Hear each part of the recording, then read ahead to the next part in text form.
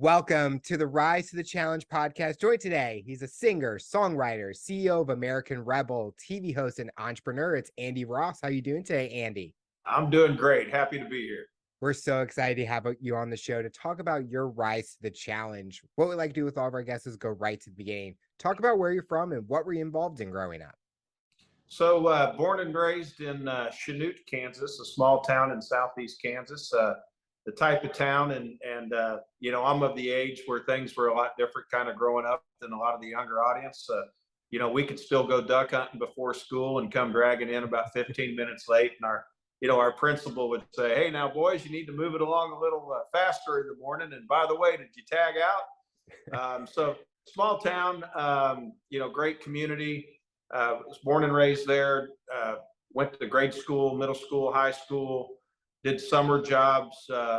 Worked a lot. A lot of us worked in the oil fields in the summertime or baled hay. But right out of high school, moved up to Kansas City. And of course, that was a different experience altogether, being in the big city. But quickly adapted and took a liking to a lot of things the city had to offer. And so I was there up until a lot of different things I'm sure we're going to talk about led me 14 years ago to Nashville, Tennessee, which is where I am now in my home. Living in a small town, did it give you the opportunity to do things that maybe people from a bigger city wouldn't have the opportunity to do, but you enjoyed doing? Oh, looking back, there was we did a lot of things I think people didn't do in the city, and we made fun out of all kinds of stuff. One thing in particular, and a lot of your audience is going to think I'm crazy, but in Kansas we could drive when we were 14, and when I grew up. So when we were 14 years old, we all drove and had beater cars and thought we had hot rods and take the muffler off so it sounded cool. But me and all my friends and my older brother and sister's friends, we did this thing night after night, especially on Friday and Saturday nights, called We Dragon Main. We have a main street in town with all the stores on it, and we drove this way, and we'd turn around at Katy Park and drive back this way to Quick Trip, and turn around and drive back down.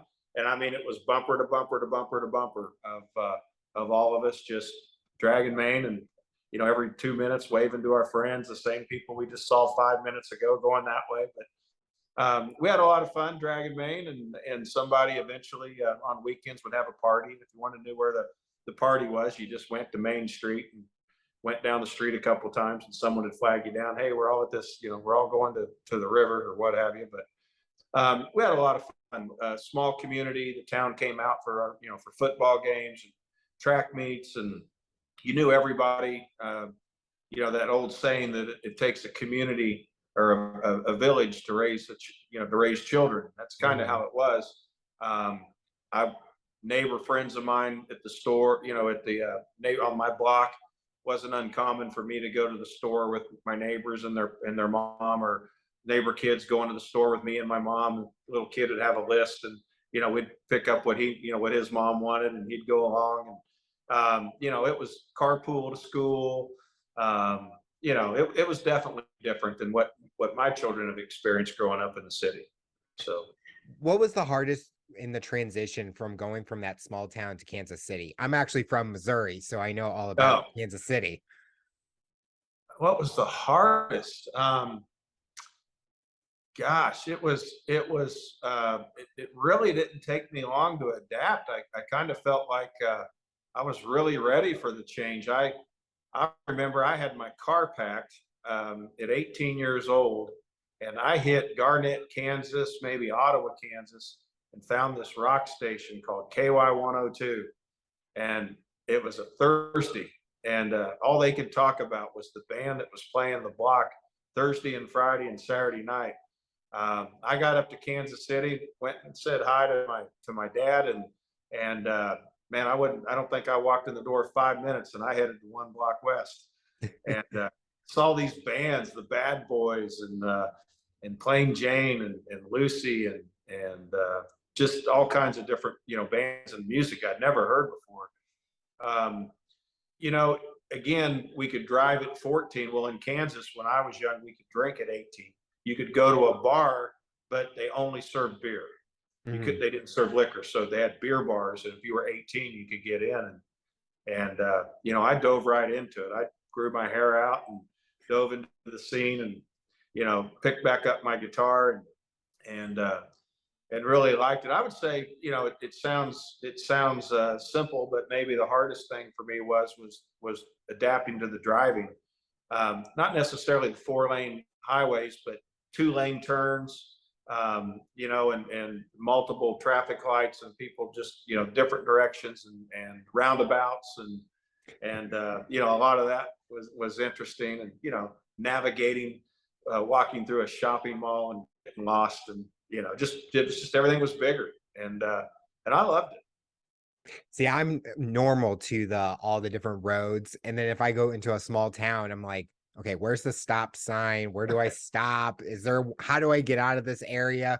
So I'm like the complete opposite than you, coming from St. Louis, where you can go anywhere and there's roads constantly going. Yeah, and my TV show took me through a lot of small towns and back to small towns, and the same thing. And you just go down that one road that went through town, and there's no stoplights or stop signs going anywhere. I guess you just kind of look around, and if no one's coming, you keep going, and you just decide who wants to stop and wave and let the other one go. And but yeah, I've seen that. One 4-way stop town many a time. And I remember thinking exactly what you just said after being acclimated to the city for, 15, 20 years, going back to those towns, in smaller ones than I grew up in. But yeah, it's like, where does everybody go? There's a diner and a bake shop. You talked about that rock station and falling in love with music. When was the first time music became huge for you, and what type of music was that? So I had a couple of music, and I know a lot of people will say this, but music has always been a big part of my life. And something that I've really never been asked this question this far back and deep about music in an interview. But so my father manufactured music equipment when I was little. I mean, like before I was born, when I was 2, 3, 4, 5, 6, 7 years old, my father manufactured music equipment, specifically guitar and bass amps. The other thing was I have a sister that's 4 years older than me and a brother that's 5 years older than me. So when I'm 5, they're 12. When I'm a teenager or 11, 12, they're 16, 15, 16 years old. So my exposure to music, was quite different than even my friends. They're listening to the Partridge Family, and my brother's cranking up, Rumors, Fleetwood Mac, and Bob Seger and the Silver Bullet Band and Styx, and my dad was playing Creedence Clearwater Revival, and the Eagles and stuff when I was growing up. So I got a dose of it early. I listened to a lot of. I think today in today's world, the way parenting and how far music's gone with profanity and everything. At the time, I was probably listening to music that my friends' parents were thinking, there's no way I would let my son listen to that. Yeah. Witchy Woman, the Eagles. Oh, that's, Clearwater. But I just grew up with it. I just thought rock and roll and great music and fast. And I still listen to that music. Styx and Fleetwood Mac and Bob Seger and all that classic rock. I still love it. Did that get you interested in wanting to pursue a career in music? So I think like most kids, junior high and what have you. We called middle school junior high. Every kid for 1 minute or two wants to be a rock star, I guess. Yeah. I could play and had those kind of kid daydreams. But I got to music. I could play music, and I did play. But I got to where I've gotten to in music now from having an audience from the TV show and doing some music on the show, and the timing of digital music, iTunes, smartphones, where all of a sudden I'm making music that's going viral. And I ended up with a music career as like just one more blessing that flew my way from something else I was doing, which started from something else I was doing, which started from something else I was doing. So yeah, I wanted to play, and I pretended to be rock star and stuff. I think like every kid did, and wanted to be a race car driver, and a few other things.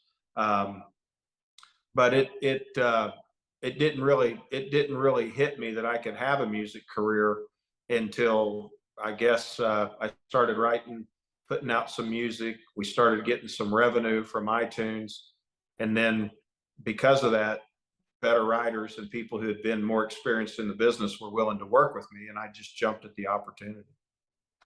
What was that first career jump that you took?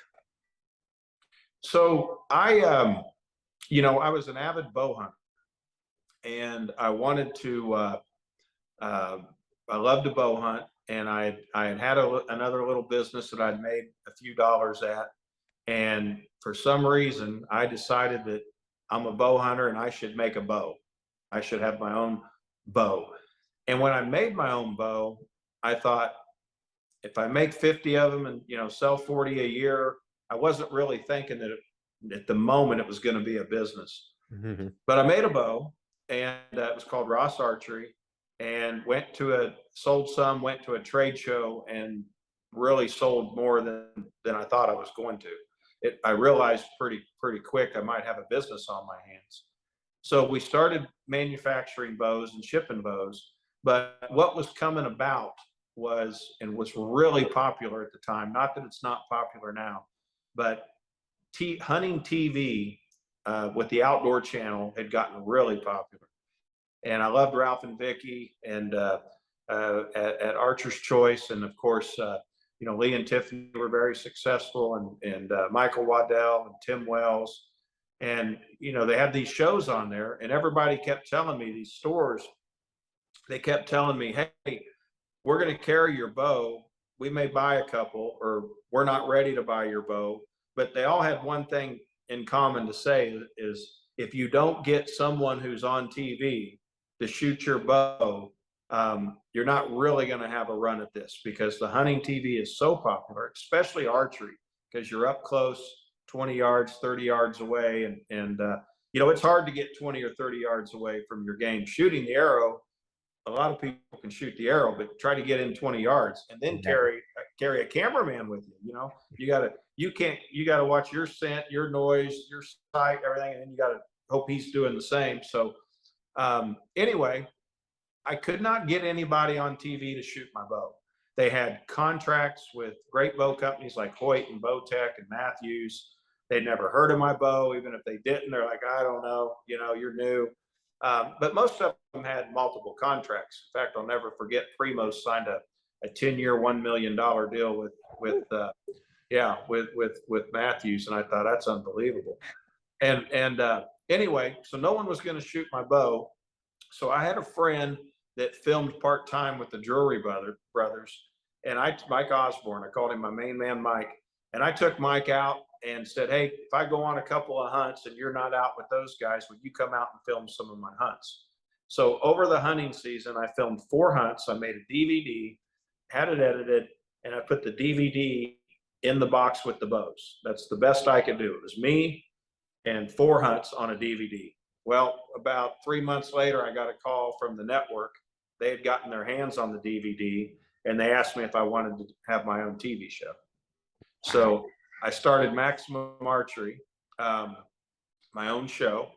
And then I think where it really moved for me, I did it for 10 years on outdoor TV, and a bow hunted the world. And I mean, Mozambique and Zimbabwe and Botswana and New Zealand and the Yukon and, Alaska and Mexico. I bow hunted a feral bullfighting bull in Mexico for some reason. But where it really came to light for me was, I saw what these X Games were doing, and I saw what the video games were doing, what kids were doing on skateboards and bicycles. And I said to my cameraman, I said, 3 years into the show, maybe 4, I said, no one's going to want to watch me sitting up in a tree going, hey, it's Tuesday, the wind's coming out of the west, we're in Kansas. I mean, this is boring compared to what those kids are doing. So I changed the name of the show from Maximum Archery to Maximum Archery World Tour. And I took all the dates that I was going to hunt for that season, and all the species that I was hunting, or the cities or the states and location and the species. and I put them across the shirt like this, like a Van Halen concert shirt, a Journey concert shirt, and changed the name to Maximum Archery World Tour. We started filming the travel of the hunts, going into the laundry mats, going into little small town homemade, Honey Blonde on tap bar, places, little small places, shooting darts, playing the jukebox.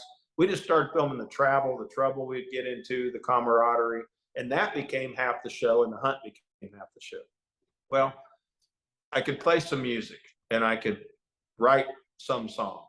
So I wrote some hunting songs, so I would have my own music going in and out of the commercials when the show started through the opener and when the credits rolled. And they were all hunting songs. Gotta Go Hunting Blues, Hunt Me Down, Blood Trail on a Whitetail, stuff like that. And then all of a sudden, iTunes and smartphones, and the next thing I knew, people were downloading those songs, and I sold enough of them that got the attention of some people, and they said, "Hey, why don't you come to Nashville and let's make a real record?" And that was 4 records ago. So During that time with the show, what did it teach you that you didn't know you had in you? I think, there was a lot of things in the show. First of all, just the physical drive that it took to do the show. I mean, I'm hunting mountains, I'm living in places, hiking, going as far as you can, and then by vehicle, and then getting 8 hours on horseback, pack mules, living in spike tents, breaking water or breaking ice off the water in the morning off the river to get water to make coffee, saddling horses at 4:30 and 5 in the morning. A lot of endurance that I definitely didn't have. I got in pretty good shape from all that. Learned a lot about horsemanship through all that. Learned a lot about charity, about what it means to people that are hungry. We had a charity called Hunters for the Hungry, had hunted in towns where people would post on a bulletin board. The church would make a list of people, and they would say, if you will take the deer and then just field dress it real quick, you can drop it on this person's porch. They'll butcher it. They would love to have it. Learning a lot about what people's needs were, living in areas, in villages in Alaska, especially villages in Mozambique and Zimbabwe, learning how happy some people are that live so simple in some of those places, and how little you can get by on, and how important community and family. Learned a lot from a lot of people. I lived with a lot of different people from a lot of different cultures in camps, in their areas. So we learned a lot about that. I also learned a lot about hunting, the sport of hunting, why to do it, the majestic value of taking an animal, all the uses for that animal. And then I learned a lesson a little later on, and I don't tell this story too often, but when I got to the point of the end of the 10 years, everybody says, well, your music took off, so you left the show after 10 years, you quit doing the show because your music took off. Well, that's partly true, but there the last couple of years of it, after I'd hunted so much and taken so many animals, even though we did all the right things with the animals, Hunters for the Hungry and what have you, I got to the point where, like, man, I am just doing this to be on TV. I don't really want to go do that right now. I don't really need to take this deer today, but the camera's on me. And once I started hunting, I love hunting. Don't get me wrong. I'm not saying anything about hunting, but you got to be doing it for the right reasons. Mm-hmm. And once I was doing it because people stood in line around the corner for me to sign DVDs and posters, and that's why I was hunting instead of why I was doing it in the first place, it really kind of wore on me.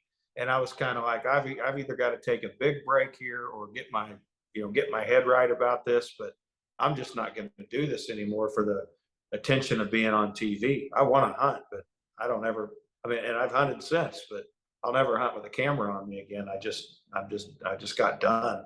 And thankfully I had a situation with music to fall on and roll right into, because I needed it.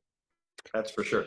What would you say your music style is? If you look at all the different genres, what would be your style, or do you not have one? Yeah, I think I got a style.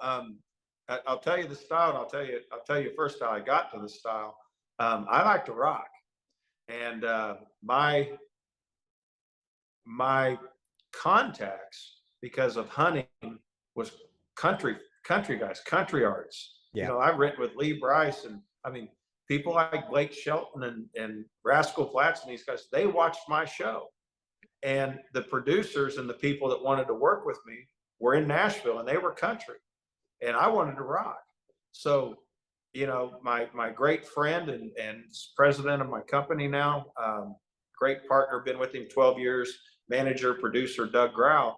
He's like, look, I got these number ones, you know, I got, as a producer, I got about 11 number ones, these CMA awards, these songs of the year.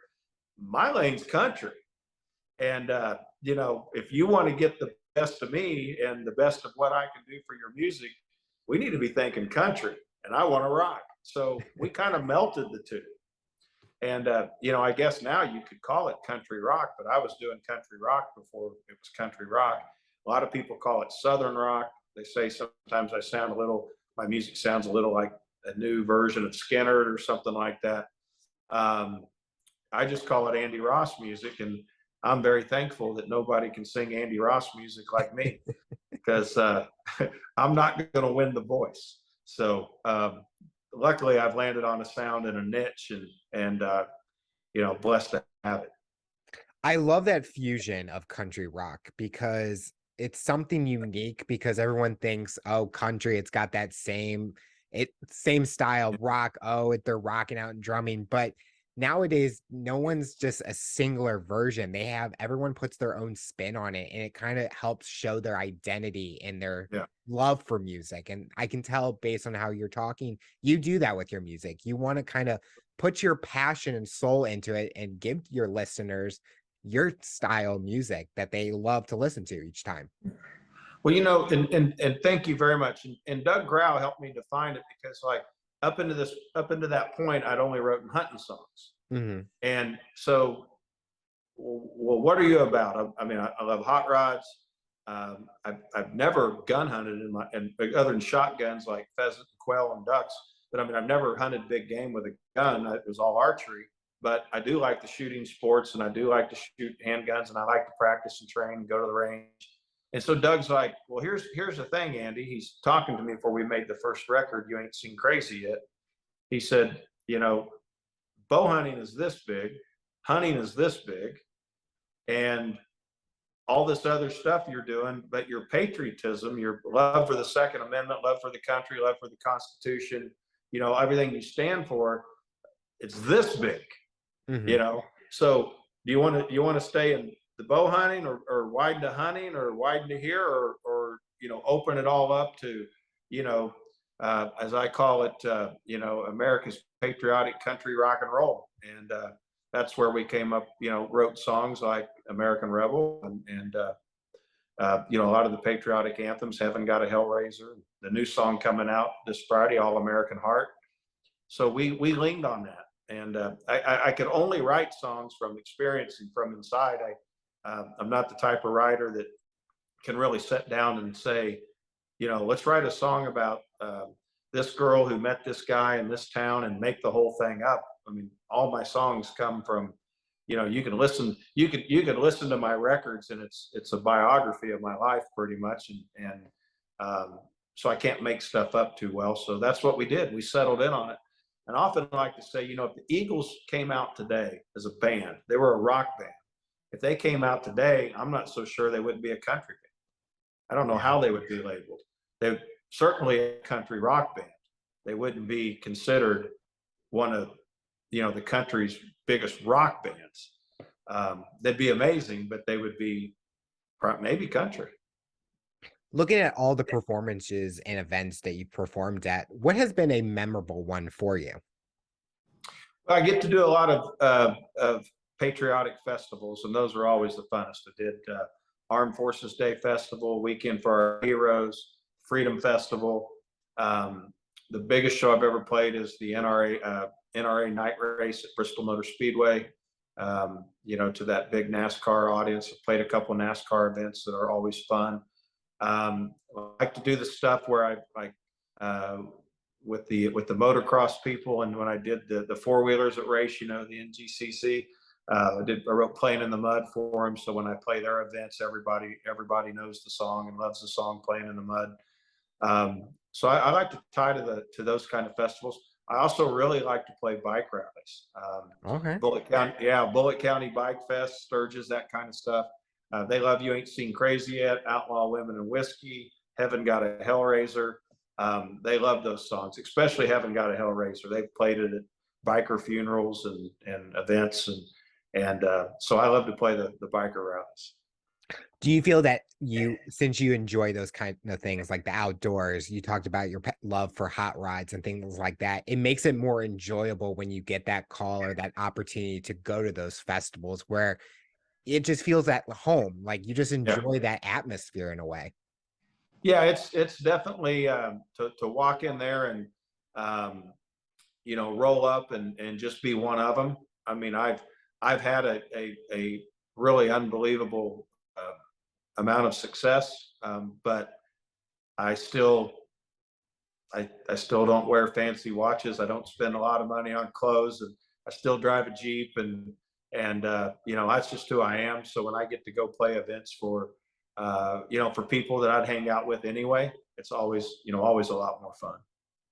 Do you miss hosting a show, or do you feel that was one chapter, you're ready for whatever the next chapter is to come? I definitely miss hosting the show, and we've talked about at American Rebel a few ways to do a show. The big difference for me is when I did my show, we were on a network. So many of the shows now are YouTube shows and shows that are streamed, and I've got a little bit of a learning gap there to figure that one out.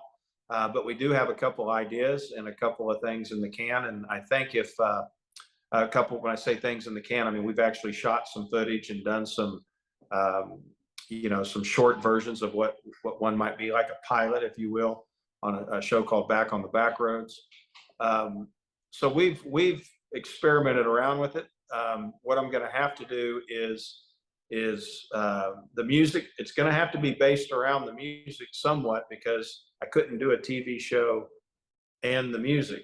Going to have to be something I can do from the road and something I can do no matter where I'm at. But I have this business now as well that's done really well as a result of all this, and it really does take some time, and it's a big learning curve and takes a lot of my time too. When I was doing the TV show, Maximum Archery World Tour, I had the bow business, but for part of that, but it was kind of one and the same. It was just the show was a glorified commercial on TV for the bow business, and so it was kind of one and the same. And I didn't have the music. Now with American Rebel being a much larger business to run, and the music being a lot bigger than it was, I don't quite know how to work TV into it, but I'm gonna figure it out. You talked about American Rebel, and I want to get more into that. Talk about the creation of it and the vision behind it. So, like, as I've said here earlier, I had the TV show that I did a little music on and turned into this music career that I have. That's how American Rebel got here. In 2015, I had a song I wrote called American Rebel. Became kind of a patriotic anthem. Did really well. And, when we sold CDs in the very beginning, there was some good revenue. When iTunes came out, there was a lot less revenue, because even though iTunes was a great source, a lot of people on the internet can also get the music for free one way or another. So here came iTunes, and because of iTunes, we sold a lot more music than we did on CD, but the revenue was a lot smaller. And then streaming was coming around the corner, which even does the same thing, right?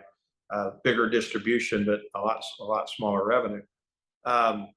So we had this song out called American Rebel, and a friend of mine in Arizona, we were talking about it. I'd met him out about 4:00 in the afternoon. We met and had some appetizers and a couple of beers. And I said, he was asking about the song. I said, I have the rough cut to the video. It's not the final cut, but I've got it on my laptop. You want to see it? And I showed it to him, and he just looked at me and he said, Andy, he said, American Rebel, he says, that's your brand. I said, well, it'd be a good brand. He said, no, you don't understand. That's you. That's your brand. That whole song is you. That's your brand. And the song is the mission statement for the company, for the brand. That's your brand. Coincidentally, Doug Grau and I had been talking about 2 or 3 weeks before that we ought to try to figure out a way to monetize the music. Maybe we ought to have some products around it, but not that defined. So I called Doug and he's, yeah, that's right on. That's what we need to do.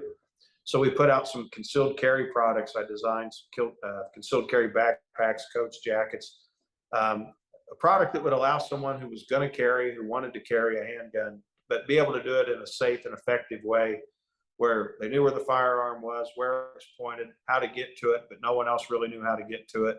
And the backpack or coat or jacket would also work for everyday use. It would hold your laptop, books, files, cards and pens and whatever else you wanted to use. So you could go about your day. We called it our proprietary protection pocket, and our slogan was American Rebel, keeping you concealed and safe. So we had our concealed carry products out there, and then we've expanded that into gun safes, and that business has really taken off for us. The business has taken off so well to the point of running it since 2015.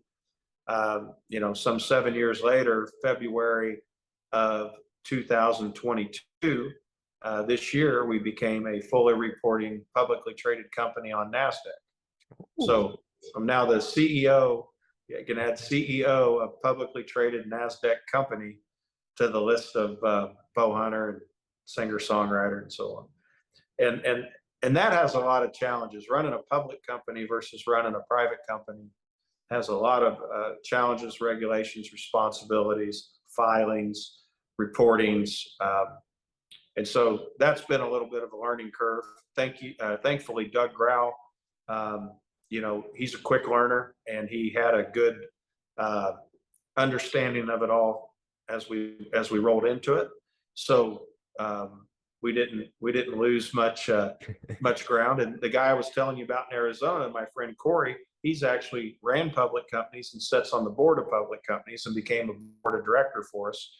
So we had a good team around us, good CFO, and we're going like crazy right now. Things are going fantastic. Would you say your part in the company is more like the face of the company, like getting the exposure out there, really showcasing the products and wearing it and things like that? Because you've had this career of being in the front of the public eye, and people would trust your opinions on certain things. And if you're making a product, they're going to believe it's a great product. Well, that was the idea. And that is probably the biggest hat that I wear. Somehow I went from being in front of a camera on TV and doing music in front of people. Well, we do a lot of investor conferences and investor meetings. We do road shows on Zoom when we're raising capital. And so all of a sudden I became the one that kind of shined at doing that. So I became the one they want to hear the story, but they want to hear it from me. Mm-hmm. So not that Corey and Doug don't participate very well in these with me, but so I have the responsibility of raising capital. When we go to meet with the investment banks, they want me out there. They want me in the investment bank meetings. I just did meetings in Miami 2 weeks ago, almost the whole week.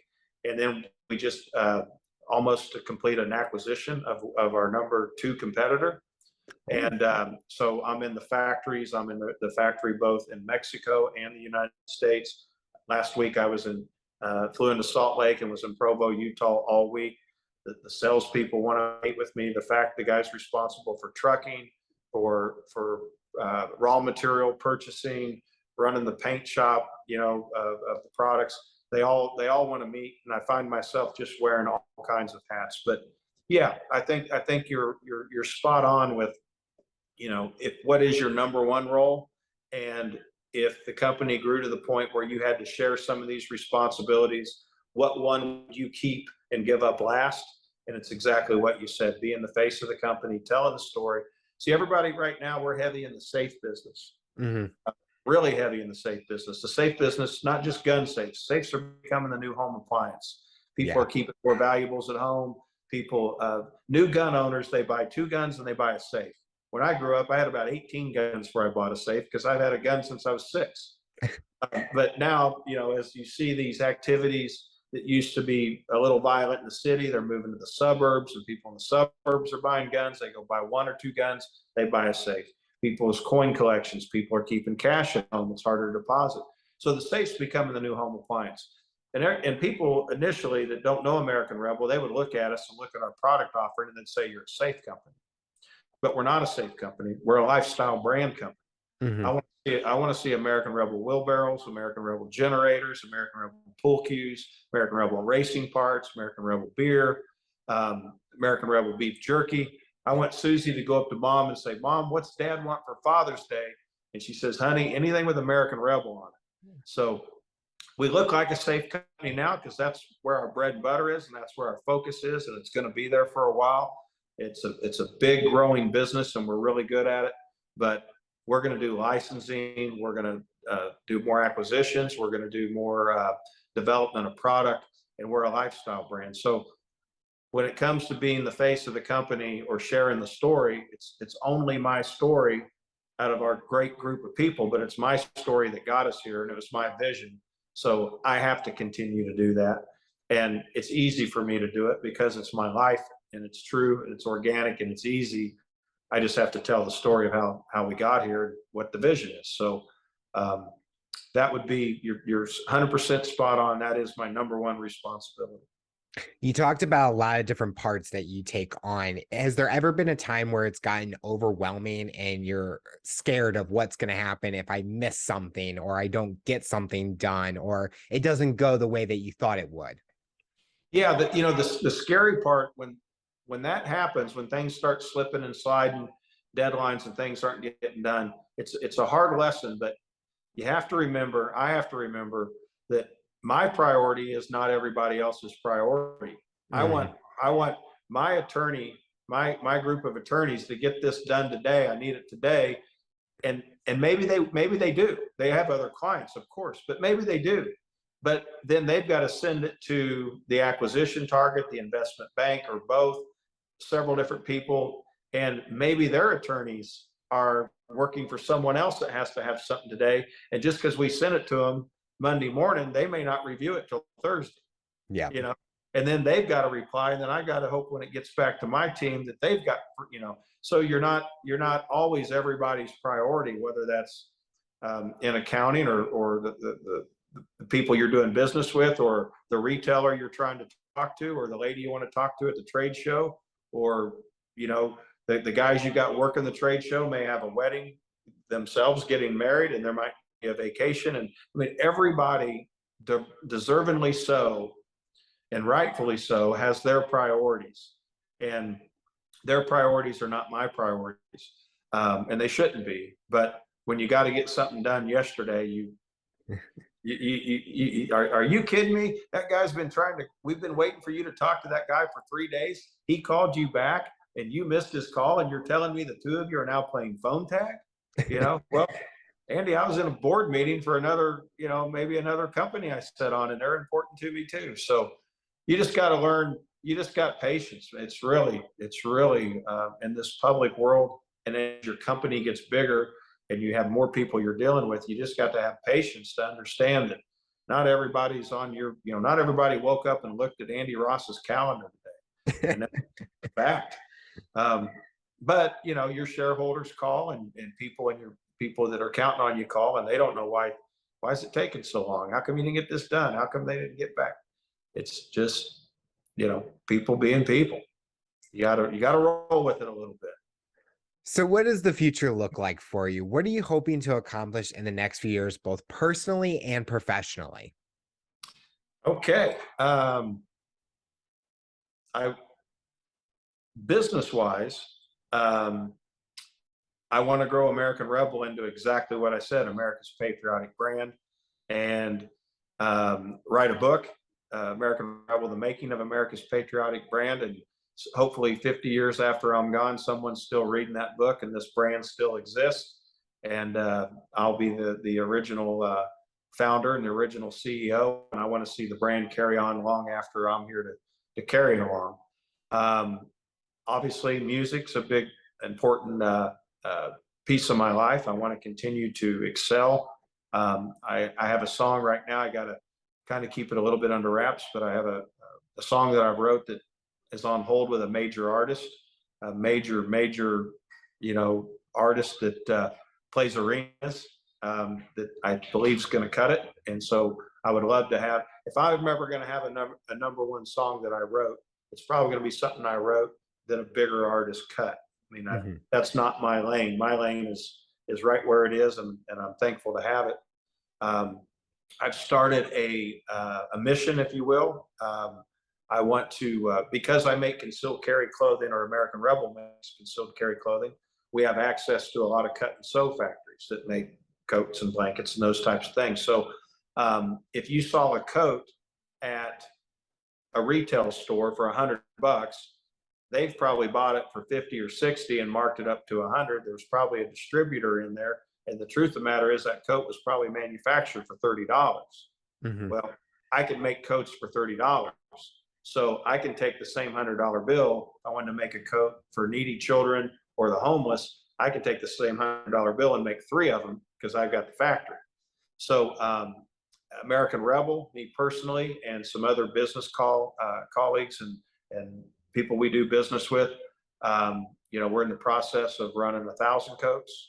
I'd like to see us, running 5,000 and 10,000 a year. If I could feed the hungry, if I owned Del Monte or the Jolly Green Giant, whatever, vegetable company, I would do food.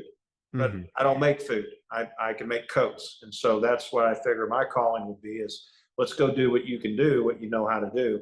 So the charity stuff is getting more and more important to me, because I've always believed at some point you have to have a goal bigger than yourself. Because the truth is, if I didn't care about America's patriotic brand and this company being here a long time after I'm gone and doing some work like what I'm getting ready to do with the coats and so on, if I didn't have that, if I didn't have those goals, and if I didn't have a goal to write a better song, if I didn't have those goals, I've already got songs. I might be able to cash out, go live on a rock and be fine. So I got to have something bigger than me to make me want this whole thing to even be bigger than I can dream it to be this big for myself. But if I think about helping tens of thousands, if not hundreds of thousands of people, then it's got to be this big. And I want it to be that big. So those are my long-term goals, and really to figure it all out. I mean, I'm just in the beginning stages of figuring out the giving part and the contributing part and the doing for others part. That's just I'm just in the beginning stages in my life of being able to do that. But it's very motivating to figure out how to be able to do more and more of it, which means I have to be more and more successful to do more and more of it. So it's good to have a big plan. The final question I'll ask you, for someone that's listening to this interview based on your journey and experience, what tips or advice would you give them to overcome obstacles, accomplish their goals, and rise to the challenge? Well, you hear this a lot. First of all, you never give up. As long as you can never give up. And I'm a man of faith, so I say, God, I'm not here to preach to anybody. I'm just witnessing. But I truly believe that things don't always happen in your time. They happen in this time that is given to you. And if you just keep going, it'll happen. It may not be the way you wanted it, or in the time you wanted, or exactly the direction you wanted. I would also say that one thing I had to learn in life, and I don't know whoever would be listening what age they're at, but I learned that you can't stay up all night and hoot with the owls and soar with the eagles in the morning. So you got to get that figured out. I like to go out. I like to party. I like to have a good time. But you just, and when you get a little success under your belt, you could do it every night. I could go out every night of the week if I wanted to, but it'll take about, 4 to 6 weeks, and I'll see my personality, my health, my work habits, my everything will just start to decline. So I try to keep it to weekends and or 1 or 2 nights a week. But the easiest way to go to bed early and not be bored going out looking for something to do is get up early. Yep. So, if I sit here tonight and I can't go to sleep till midnight, I'm in Nashville, Tennessee at 19th and Broadway. About every bar you can think of is within walking distance of me right now. But if I get up at 5 o'clock and try to get to the gym and work my butt off all day, honest, by 8:30, I'm wishing it was 10 o'clock so I could go to bed. So I've got to get up early. I've got to stay busy. So I'm not bored trying to find things to do that I shouldn't be doing. But it's important. You can't hoot with the owls all night and soar with the eagles in the morning. You gotta really be committed to this thing called success, and or just lifestyle or just happiness. But once you get a piece of it, you get a taste of it, it gets addictive, and you don't mind changing your habits a little bit. You got to change your habits. I mean, there's a big difference. You've heard that saying, an apple a day keeps the doctor away. Yeah. And that sounds pretty silly that you could eat one apple and it would keep the doctor away. But, over a course of a year, it will make a difference if you eat an apple a day or a Hershey bar a day. If you want to eat a Hershey bar a day for a year or an apple a day for a year, it will make a difference in your health. And a lot of the disciplines and things you need to do to be successful or chase a dream or chase a goal or chase the American dream are really that simple.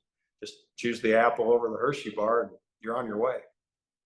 Well, I think I would wish I could just eat a Hershey bar every day, but I don't think my doctor would like that if I You did. and me both.